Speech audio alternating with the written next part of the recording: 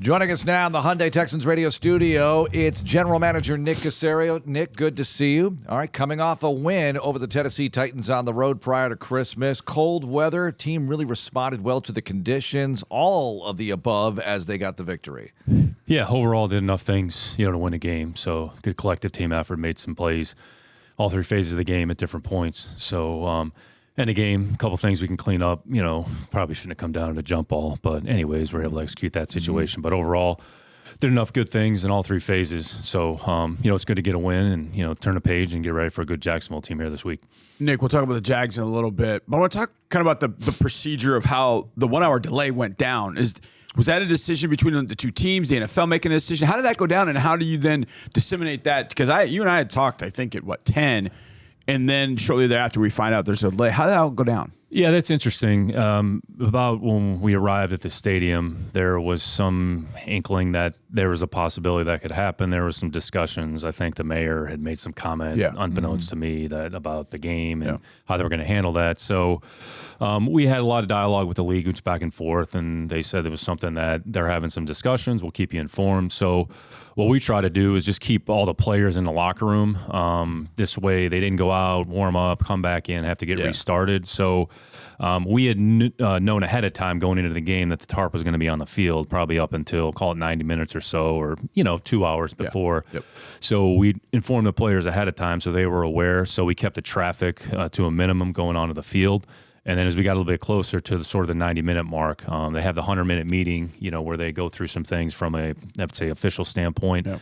And right around that time, we were informed that the game was going to be delayed an hour. So essentially what we did was treat it as a 1 o'clock Central game as opposed to 12 o'clock.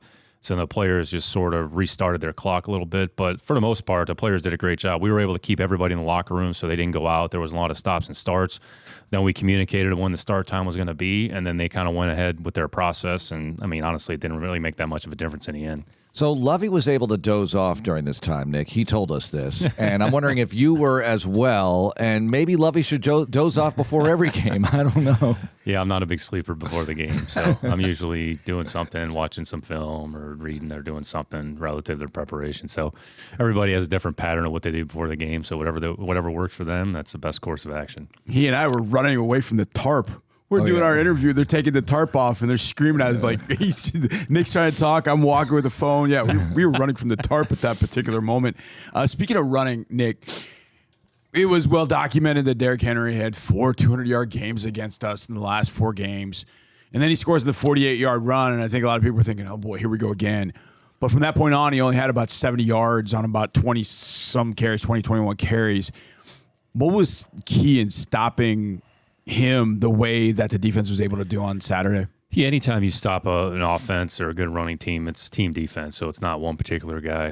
One of the things we were able to do is create some penetration in the front, so it kind of forced the runner to sort of stop and start. Anytime the runner's got to stop and start, then you can allow more players to get to the ball, more defenders to get to the ball. So after that big run, we did a pretty good job of just being in the right spot, making them kind of earn those yards. And the tackling, was up and down, but for the most part, we tackled well enough.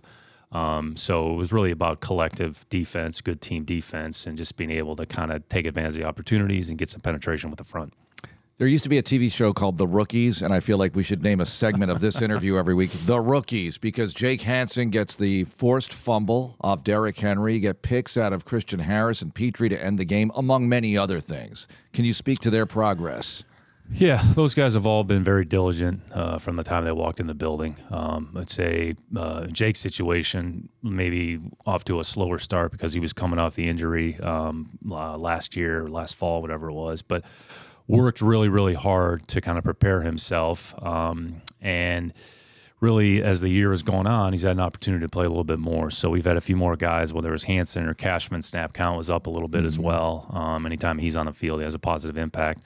And then Jalen and Christian, since they've been on the field, Jalen's basically been there since day one. So we've talked about him extensively. Yeah. He's been productive, and he's had some good moments. He has some things that he needs to improve on. He'll tell you that, and he's going to make a point in the offseason to work on some of those things. And then Christian, once he was able to actually get on the field and play, starting the Vegas game each week, it's gotten incrementally better. The one thing that shows up when he's on the field, you see his speed and athleticism, ability to close space, even going back to the week before, the open field tackle that he made near the sideline. So you're starting to see, we're at week 15 or 16, whatever it is. So, they're really not rookies anymore. They've played a full season for the most part, or a fair amount of games. Even Christian has played, was this 10 games now, 9-10 games. So once you've played some football, now it's a matter of week to week. What do you need to do?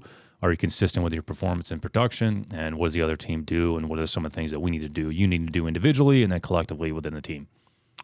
Nick, I'm going to put together one thing we're talking about and one thing that I know I love and I know you do too, and that is tackling and then looking at younger players coming from college to the NFL. Because tackling, it feels like, is something that you either do it or you can't. You can improve on it, I guess, a little bit, but either you do it or you can't. And I feel like it's one thing that not a lot of people talk about, and all those analysts out there, about tackling and how important it ends up being for a defensive prospect. How do you kind of evaluate that? And can a guy get to you and not be a great tackler and then turn into a good tackler? Is that something that can happen for a guy? Yeah, there's a lot of things that go into tackling, and I would say that discussion. I would say any individual skill is something that you can improve and work on if you're committed to doing so. And tackling is about angles, it's about positioning, it's about understanding leverage, and there's a certain strength component that's involved as well, to be able to wrap and drive and finish a play on contact. So all those things, you can work on those over the course of a season. You can certainly improve. I'd say blitz pickup is another area, which if we were just going the other side of the ball, not a lot of running backs, I would say, in college spent a lot of time on blitz pickup. That's just the reality of it, because they're either handing them the ball or the protection is such that, okay, the line goes right, you go left, and you basically block the end. There's a lot more components that go into it in terms of positioning, in terms of hand place, in terms of body position. So a lot of the fundamentals, as it pertains to the individual position, those are things that you can certainly improve and work on if you're committed to doing that. So it's about a mindset. It's about reps. It's about just a commitment of time, and it's commitment as an overall team. So any fundamental skill that there is as it pertains to your position, you can certainly improve over the course of however long it takes. Nick, the offseason prescription for these players, and you mentioned Petrie is going to work on some things in the offseason. Everybody's going to work on some things in the offseason. How do you get that data? Well, I know how you get it, but how do you keep it and get ready for that brief window of time where you and Lovey can meet with players as you send them off on their way before they come back in April? Yeah, I think at the end of the year, it's really more of a recap and just, talk to the players. Not going to talk too much specifically. That's going to be more when they come back in the building in April, whenever that is. And you have to be careful about how much dialogue you have with the players during the offseason. So there'll probably be some players that are in the building that are in here working out. So it's really not going to be about football. It's going to be about strength training. But each player is going to have things, okay, here's what happened. Here are some strengths. Here are some weaknesses. And the only, we focus on weaknesses a lot of times, trying to turn weaknesses into strengths. But you also, if you have strengths, you want to be able to maintain those strengths. So it's kind of a balance of the two. So you try to earmark maybe a few things that you can really focus on, because really from February to April, the players are essentially on their own. And then the focus will be on their training. You can't sit around and do nothing. So you need some time away. Their bodies need some time to heal. You need some mental time away as well. But once that 2, 3, 4, 5 week, whatever it is, then it's back to football, and you have to start your preparation for the next season. So we'll talk to them a little bit on the way out, but as far as pinpointing anything in particular, it's probably a little more difficult to do that. It's a little bit easier to do when they come back in the building and you start to build on some of the things that you're going to do during the course of the spring. In an 8-week time span, Tennessee Titans, I wouldn't say significantly different, but different from when we played them.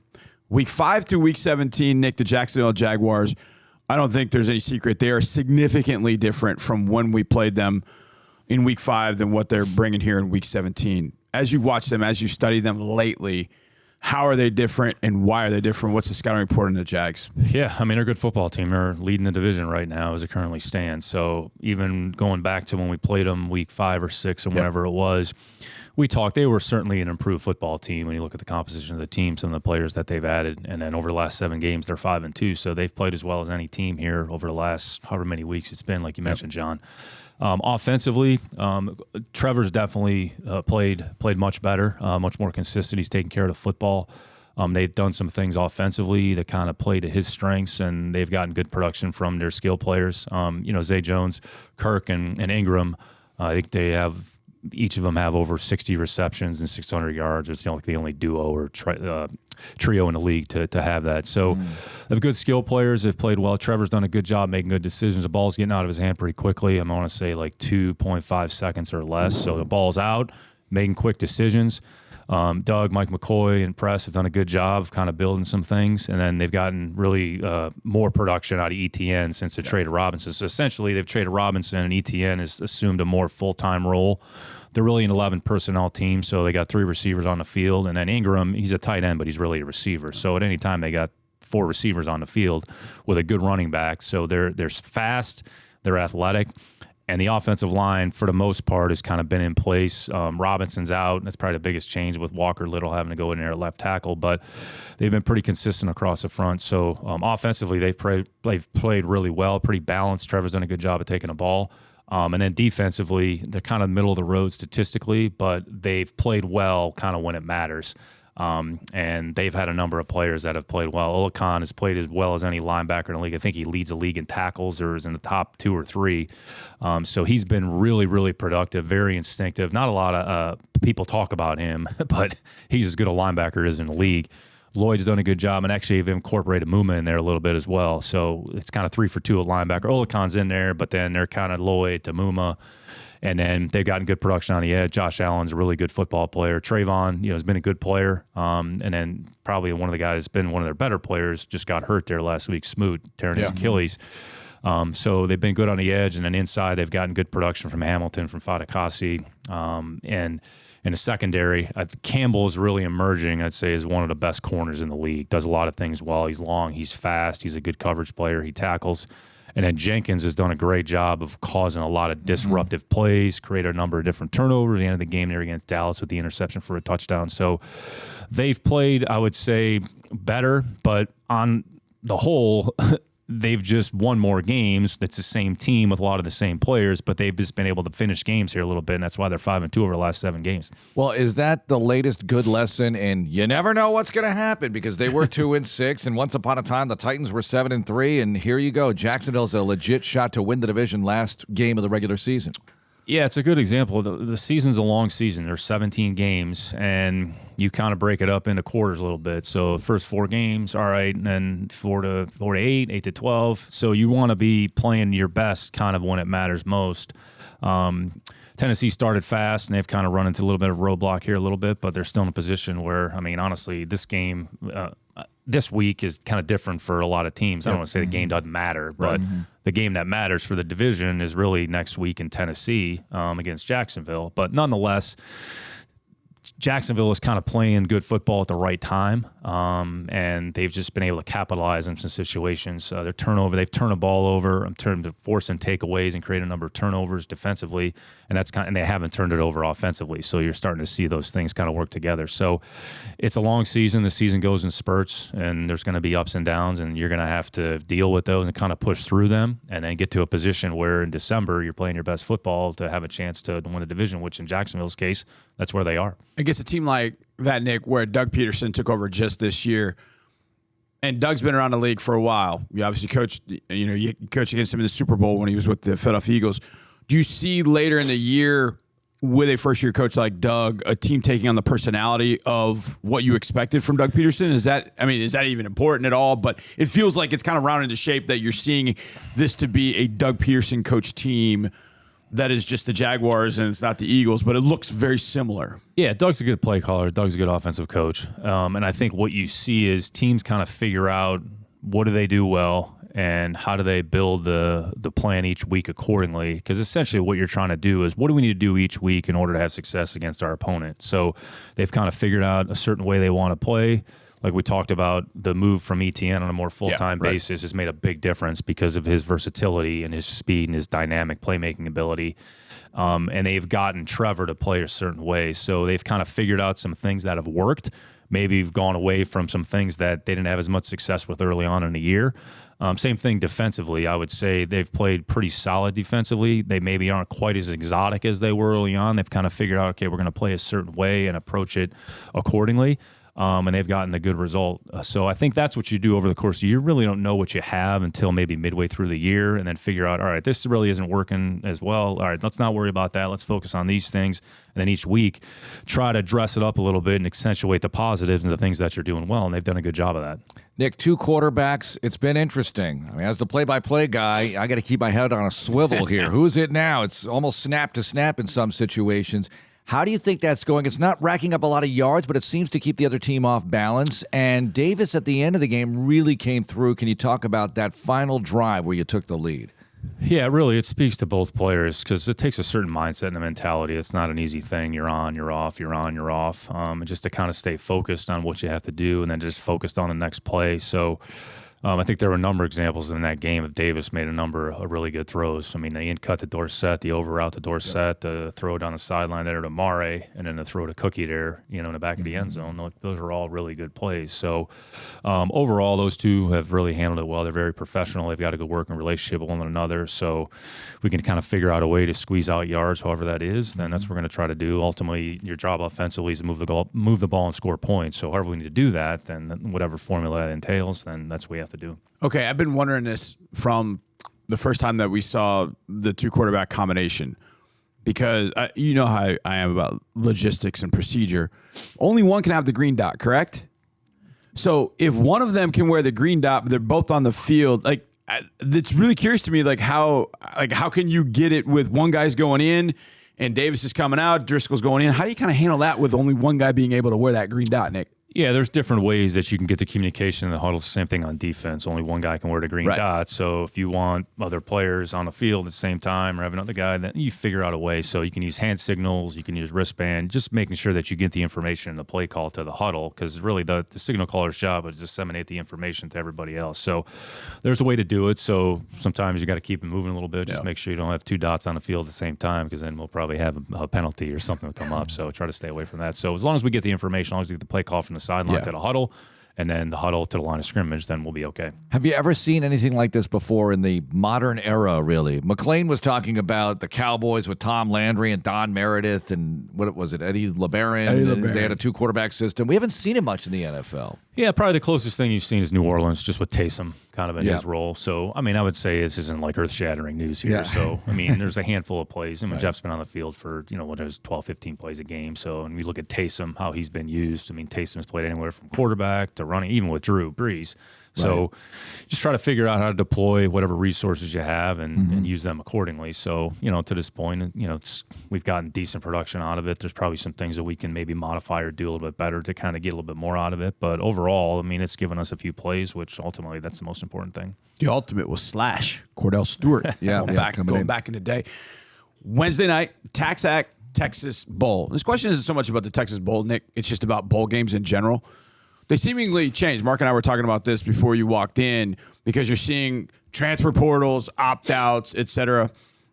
Are bowl games just another link in the chain, so to speak? Are they any more important because some guys haven't opted out and they're playing? How do you kind of look at bowl games now versus maybe 10, 12 years ago, Nick? Yeah, I wouldn't say they're any more important. It's just another game, another opportunity for players to go out there and perform. Maybe there's a player that's missed a year for myriad of reasons, injuries or whatever it is, has an opportunity to play in that last game. So for the college programs, it's an opportunity to get a little more practice, kind of get ahead in the spring here a little bit. There can be some players that are going to choose to play, some players that have the option to play, some players that opt out, other players for whatever the reason. So it's a case-by-case basis. So I wouldn't say the bowl games take on any more significance. I mean, there's a significant number of them, as we know. It's another opportunity to watch teams play against good competition, even with the semifinals. They're good football teams that are playing against one another, but it's not as if they're part of the evaluation. You're all of a sudden going to say, well, this guy played really well in the bowl game. Let's eschew everything that we talked about or saw previously. It's just another opportunity to watch them play against a different competition. Will you come down from your office house and check it out in the tunnel or whatever? I might wander down there for a few minutes to make my way. I've actually seen Ole Miss play here a little bit. I haven't seen Texas Tech play, so might be an opportunity to go out there and just kind of, look at some different guys. So we'll see how that goes. All right, New Year's Eve, Nick. So set the stage for me. Party into the wee hours, midnight toast, all of it, the hats, everything. What are you going to do? I know where I put my chips on this bet. It's funny. I was actually joking. I must have 8 to 10 between wine, bourbon, whiskey, Christmas presents sitting in my office. Mm-hmm. I have no idea what I'm going to do with them. Yeah. I probably won't consume them all New Year's Eve, but I don't think I've seen the ball drop in, 25, 30 years. So probably treat it like a normal Saturday night, wake up, and we'll be in 2023. I know that's really exciting, and that's what everybody wanted to hear. But I mean, that's Mark, what we expected to hear. Yeah. Okay, so it's New Year's. Do you come up with New Year's resolutions? I know the answer to this, but I'm going to let you answer it anyways. Resolutions every day, any right? Any resolutions for 2023, like January 4th? Okay, I'm going to do this. Try to have a better year this year than maybe last year. Right. So I think that's the biggest thing. Excellent. Nick, thanks a lot for joining us. Good luck. Thanks, guys. Thanks for watching. Subscribe to our channel and ring the bell to know when we post new content.